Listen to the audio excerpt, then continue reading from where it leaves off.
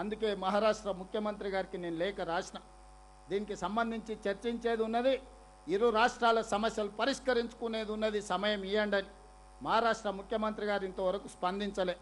మరి మహారాష్ట్ర ముఖ్యమంత్రి గారు ఎందుకు స్పందిస్తలేరో నాకు అర్థం కాలే. వారం క్రితం నరేంద్ర మోడీ దేశ ప్రధానమంత్రి గారు ఒక సూచన చేశారు. అంతర్రాష్ట్ర జల వివాదాలను ఆయా రాష్ట్రాల ముఖ్యమంత్రులు సామరస్యంగా చర్చించుకొని వాటిని పరిష్కరించుకోండి అని వారు సూచన చేశారు. మరి వారి సూచన ప్రాతిపదికన మహారాష్ట్ర ముఖ్యమంత్రి గారికి నేను లేఖలు రాస్తా ఉన్నా.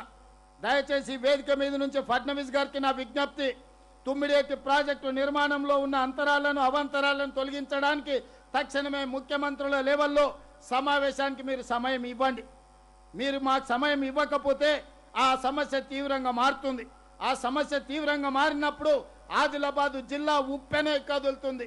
ఆదిలాబాదు జిల్లా ఇక్కడుండే తండాలలో, గూడాలలో, మారుమూల పల్లెల్లో ఉండే రైతాంగం ఉప్పెనే కదులుతే అది మహారాష్ట్రకే సమస్యగా మారుతుంది. ఆనాడు ఆ సమస్య వచ్చినప్పుడు ఫడ్నవీస్ గారు మీరు గుర్తుపెట్టుకోండి, ఈ తెలంగాణ ప్రాంతం నిర్లక్ష్యం చేస్తే, అవమానం చేస్తే ఊరుకోదు. ఇవాళ ఈ వేదిక మీద నుంచి ముఖ్యమంత్రిగా మహారాష్ట్ర ముఖ్యమంత్రి గారికి విజ్ఞప్తి చేస్తున్న సవినయంగా